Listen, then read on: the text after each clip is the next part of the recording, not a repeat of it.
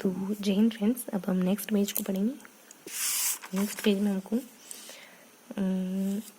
55 page को पढ़ना है, ठीक है। तो पेज नंबर 55 में अपन क्या पढ़ेंगे? पेज नंबर 55 में हमको साबरमती नदी को पढ़ना है और पश्चिमी बनास नदी को पढ़ना है, ओके। और सोन नदी को कंटिन्यू और मोरेन को पढ़ना है, चाँप को पढ़ना है और अनास को पढ़ना है, ठीक है। तो हम शुरू करते पढ़ना, ठीक है। मोरेन नदी में क्या गिवन है कि इस नदी का उद्गम डूंगरपुर की पहाड़ी से होता है तथा इस नदी का विलय गलियाकोट के नज़दीक माही नदी में हो जाता है। डूंगरपुर से निकलती है, डूंगरपुर में ही माही नदी मिल जाती है। चाप नदी बांसवाड़ा से निकलकर माही नदी में मिल जाती है। कालीन जरा बांसवाड़ा से निकलकर माही नदी में मिल जाती है, ओके।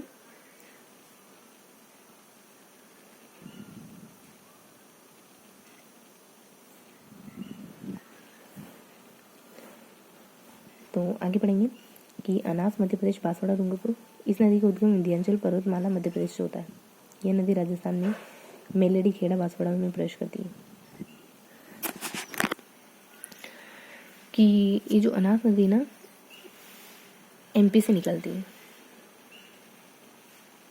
हाँ, राजस्थान में बांसवाड़ा में प्रवेश करती है।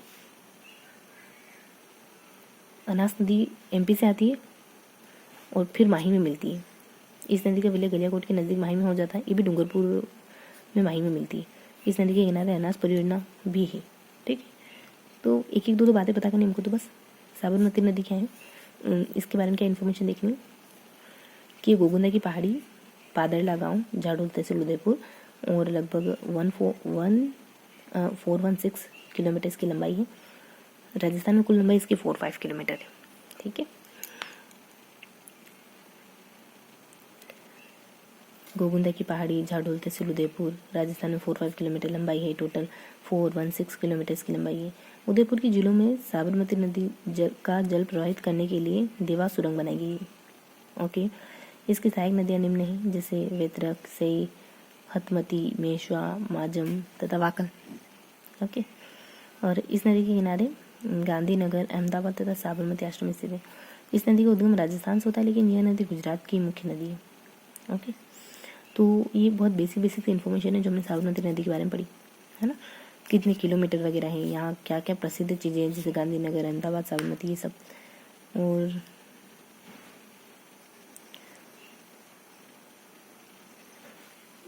ये निकलती राजस्थान से, लेकिन गुजरात की अहम नदी है।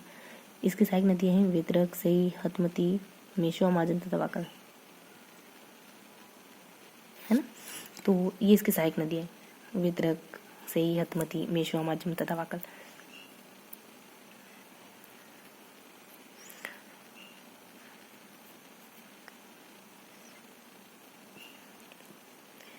थोड़े अजीब से नाम है, लेकिन ध्यान रखेंगे। हतमती, मेशवा, माजक, वाकल, वेतरक, वाकल, मेशवा, माजक, है ना, ऐसे ध्यान रखेंगे। व से है, म से है, और फिर स से और ह से, है ना। तो वेतरक, वाकल, माजक, मेशवा, ये सब, बस इतना ही ध्यान रखेंगे। फिर आगे हमको पश्चिमी बनास को पढ़ना है। पश्चिमी बनास में जानेंगे कि सिरोही से निकलती है पश्चिमी बनास। पश्चिमी बनास है ना, तो इस तरफ, अच्छा हाँ, इस तरफ वाली बनास है, तो ये सिरोही से निकलती है, गुजरात में प्रवेश करती है, साबरकांठा जिले में, ओके। देन विलुप्त कहाँ होती है? कच्छ की खाड़ी में विलुप्त हो जाती है। और राजस्थान का आबू शहर और गुजरात का डीसा शहर इसी के तट पर बसा हुआ है। सहायक नदियाँ सुकली, सीपू, गोहलन, कुकड़ी, अफवाह क्षेत्र, सिरोही और गुजरात। फिर नर्मदा नदी अरब सागर में गिरने वाली सबसे लंबी नदी, लंबाई 13 और 12 किलोमीटर है। फिर खंबात की खाड़ी, अमरकंटक की पहाड़ियाँ, नर्मदा नहर, सरदार सरोवर बांध, जबलपुर, धुआंधार जलप्रपात, अमरकंटक, ये सब क्या है? ये सब नाम गिवन है, ठीक है। उसके बाद सहायक नदियाँ बरने, शेर, दूधी, शक्कर, तवा, हिरण, हथिनी। नर्मदा नदी पर धुआंधार जलप्रपात निर्मित। इस नदी के किनारे जबलपुर में ओंकारेश्वर भी स्थित है। नर्मदा सिंचाई परियोजना, यह परियोजना सरदार सरोवर बांध परियोजना से निकाली गई है, ठीक है। ये परियोजना 4 राज्यों की संयुक्त परियोजना है, जैसे गुजरात, मध्य प्रदेश, राजस्थान, महाराष्ट्र। इसके बाद देखो नर्मदा नदी, सरदार सरोवर, नर्मदा नहर, सिलू गांव, जालोर, बाड़मेर, सांचौर लिफ्ट नहर और भादरलाल लिफ्ट नहर और पनोरिया लिफ्ट नहर है ना, 65 किलोमीटर दाईं ओर से। और IMP नर्मदा आंदोलन का संबंध बाबा आमटे व अरुंधति रॉय से। ठीक है, तो ये बेसिक इन्फॉर्मेशन हमने कवर करी है ना। नर्मदा नदी के बारे में हमने थोड़ा सा पढ़ा और इससे पहले हमने पश्चिमी बनास के बारे में थोड़ा सा पढ़ा। ठीक है, तो बस अब थोड़ा सा रिवाइज करते हैं कि हमने क्या क्या पढ़ा। तो नर्मदा नहर पश्चिमी बनास के बारे में हमने पढ़ा कि ये सिरोही से निकलती है और ये गुजरात की शायद सबसे ज़्यादा अहम नदी है। फिर नर्मदा के बारे में पढ़ते हैं कि नर्मदा परियोजना भी है और ये ना सबसे लंबी नदी है किसी कैटेगरी की और इसकी ये लंबाई चौड़ाई है, इसकी सहायक नदियाँ ये है, ऐसा कुछ मतलब अच्छी सी इन्फॉर्मेशन है, मतलब थोड़ा सा दोहराने की कोशिश करी थी। तो ये अपना फर्स्ट बार रिविजन हो गया है मोटा मोटी। अब मेनली हमको यहाँ है ना मेनली हमको बनास को और नर्मदा नदी को पढ़ना है। तो क्या क्या पढ़ना है हमको बनास में, क्या क्या पढ़ना है हमको नर्मदा नदी में?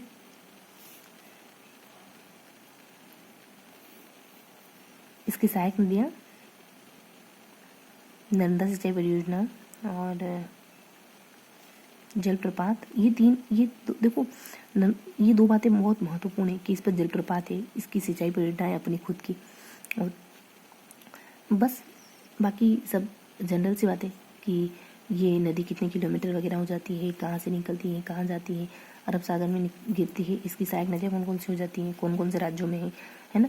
तो सहायक नदियाँ बरनेर, शेर, दूधी, शक्कर, तवा, हिरण, हाथीनी, ये सब है। तो इस तरीके से हमने 4 पॉइंट को कवर करा कि ये नर्मदा नदी अरब सागर में गिरती है, इसकी लंबाई वगैरह कितनी है, इसकी सहायक नदियाँ कौन सी हैं, इस पर जल परियोजना कौन सी है, इस पर जलप्रपात कौन सा बना हुआ है ना। और ये 4 पॉइंट सबसे अहम हो जाते हैं नर्मदा नदी को लेकर के। और इसके अलावा हमने एक और नदी पढ़ी जो कि पश्चिमी बनास। तो पश्चिमी बनास में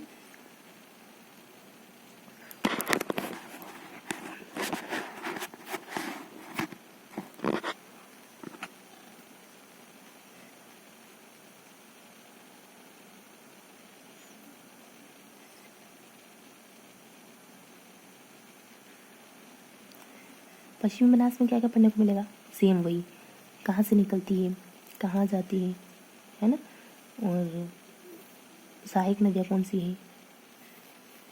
और इसके अलावा जो भी बच जाता है, जो इम्पोर्टेंट पॉइंट है वो कि राजस्थान का आबू शहर, गुजरात का डीसा शहर इसी के तट पर मौजूद है।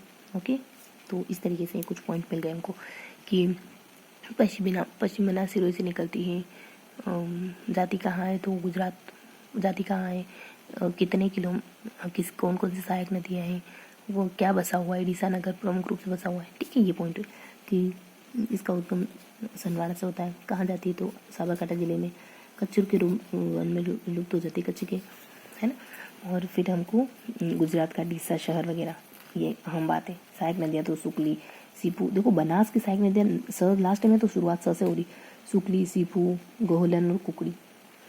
ठीक है, तो ये बहुत आसान से पॉइंट है कि कौन कौन सी इसकी सहायक नदियाँ हैं, ये सब। ठीक है, अब आ जाते हैं अपन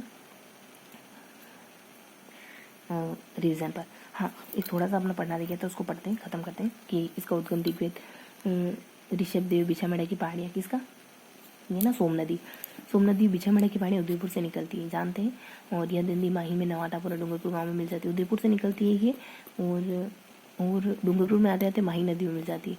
इस नदी के किनारे सोम कागदी पिकमबाद परियोजना एवं सोम अम्बा कमला परियोजना डूंगरपुर में मिलती है। ठीक है, तो सोम नदी की सबसे अहम बात यह है कि इसके किनारे सोम अम्बा कमला परियोजना बनी हुई है ना। इसके किनारे सोम अम्बा कमला परियोजना बनी हुई है सोम नदी के किनारे। ठीक है, तो हमने ना एक बार तो पढ़ ही लिया है, तो एक बार पढ़ने के बाद आपको याद तो रहा है, ये तो तय है कि याद तो रहा है। ठीक है, तो क्या क्या याद रहा है कि हमने ना 3 छोटी छोटी सी नदियाँ पढ़ी थी। यहाँ हम कहें तो यहाँ बड़ी नदियाँ पढ़ी थी, पश्चिमी बनास ले लो आप, सेकेंड नदी यहाँ साबरमती ले लो, है ना। और यहाँ एक छोटी कोई नदी है जिसको अपन यहाँ कवर करते हैं, 2 पॉइंट उसके इंपॉर्टेंट हो जाते हैं।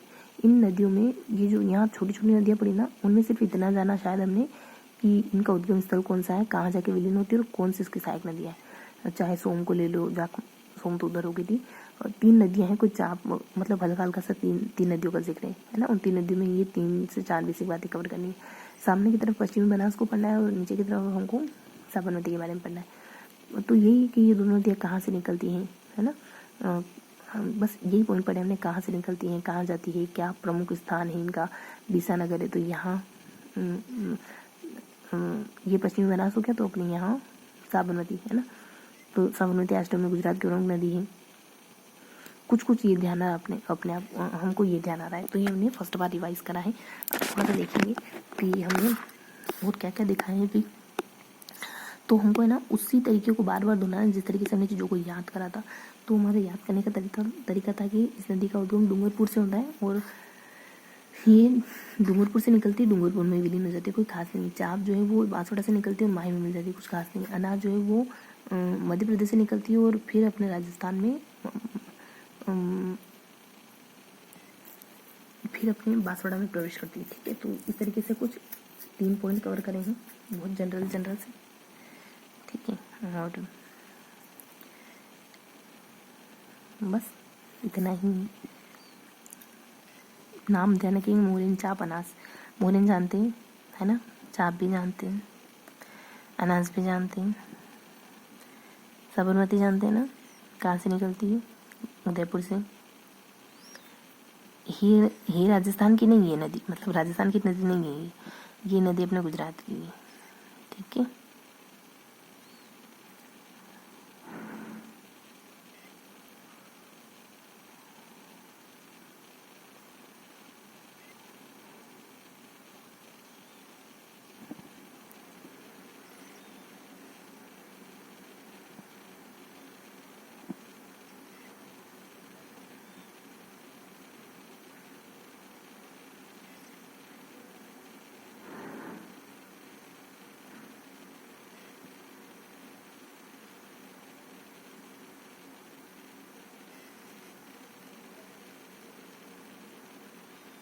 अरे बच्चों, अरे हाँ, मुझे ध्यान आ गया, आपसे बातें कर रही थी मैं। ठीक है, तो साबरमती नदी अपने उदयपुर से निकलती है, पर गुजरात में जाती है ना। और जल प्रवाहित करने के लिए साबरमती सुरंग बनाई गई है। उदयपुर की झीलों में साबरमती नदी का जल प्रवाहित करने के लिए जो सुरंग है, इसके किनारे ये आश्रम है। तो साबरमती नदी में हमको सिर्फ 1-2 जनरल बातों को ध्यान रखना है, उसके बाद सारी विशेष बातें आ जाएगी कि ये अपनी राजस्थान की नहीं है, इतनी लंबाई चौड़ाई है, ये सारी चीज़ें इसके पास बनी हुई हैं, ये इसकी सहायक नदियाँ हैं, है ना। वेत्रक है, वेत्रक वाकल, हतीमनी, मेशवा माजम, है ना। बस इतना ही ध्यान रखना है। तो कुछ तो पढ़ लिया। अब देखो ये क्या था अपना सोम नदी के बारे में, कि सोम नदी जो है वो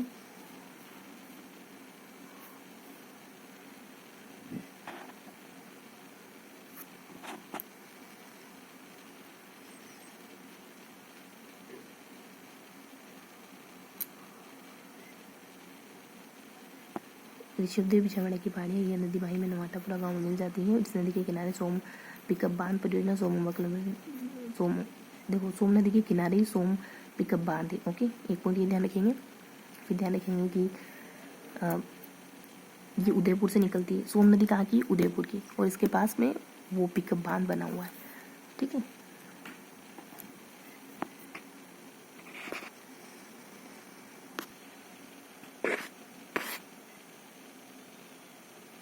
ठीक है। तो 2-3 बार रिवाइज करते हैं, देन फिनिश कर देते हैं।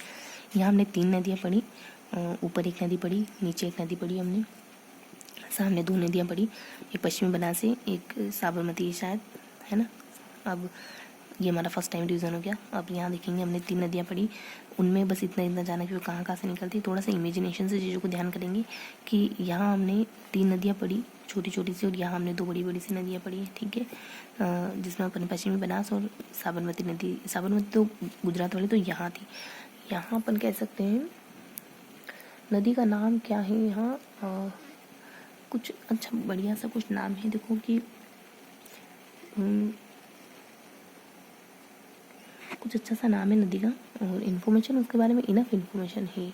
ठीक है, ये अपना सेकेंड टाइम रिवीजन हो गया। ओके, फिर अपन देखेंगे कि यहाँ हमारी कुछ छोटी छोटी नदियाँ थी और सामने की तरफ हमारे कुछ 2 नदियाँ थी बड़ी बड़ी। तो ये हमारा तीनों टाइम रिवीजन हो गया, कुछ भी लेकिन हल्का फुल्का इसे लेकिन दोहराने की कोशिश ज़रूर करिए हम। ठीक है, तो अब हम थोड़ा सा नोट डाउन करेंगे, देन देखेंगे कि क्या पढ़ा है। तो लास्ट पेज हमारा आज हमने 52 पढ़ा, 53 पढ़ा, 54 पढ़ा। तो 54 तो कल का लास्ट 52 था, तो आज 53 होना चाहिए, 54 होना चाहिए, 55 होना चाहिए। तो 55 पेज में हमने क्या पढ़ा?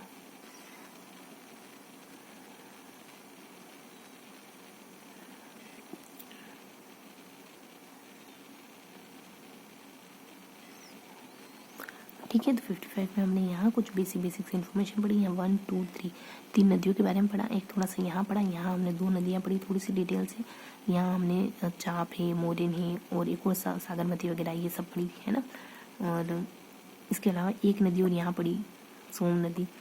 2 नदियाँ हैं यहाँ, एक तो पश्चिमी बनास है, ठीक है, और यहाँ कोई और है। तो देखते हैं कि कौन सी नदी है यहाँ, बस फिर फिनिश करेंगे।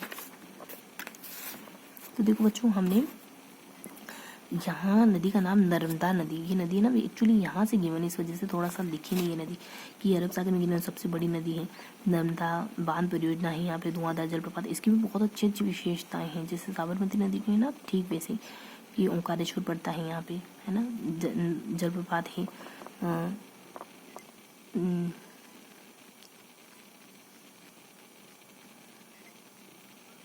नर्मदा नहर है, जलप्रपात है। इसकी सहायक नदियाँ बरनेर, शेर, दूधी, शक्कर, तवा, हिरण, हिरणी, है ना, हिरण, हाथी और शक्कर, दूध, शेर, वाओ, ये इसकी सहायक नदियाँ हैं। क्या है? बरनेर से बंदर ध्यान रखो, शेर ध्यान रखो, हिरण, हथिनी, है ना, और आगे ध्यान रखेंगे शेर, दूध और शक्कर। ठीक है, तो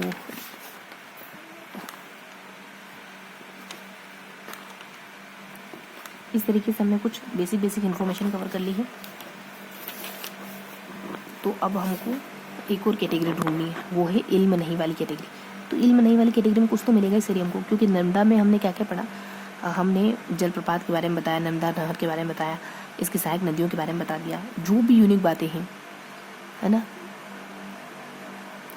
ये कितनी लंबी है, ये सारी बातें, हाँ, 4 राज्यों में बहती है, ये नर्मदा नदी की से जुड़ी सारी इम्पोर्टेंट बातें, और पश्चिमी बनास से जुड़ी सारी इम्पोर्टेंट बातें कि ये निकलती है सिरोही से और मिल जाती है अपने गुजरात में।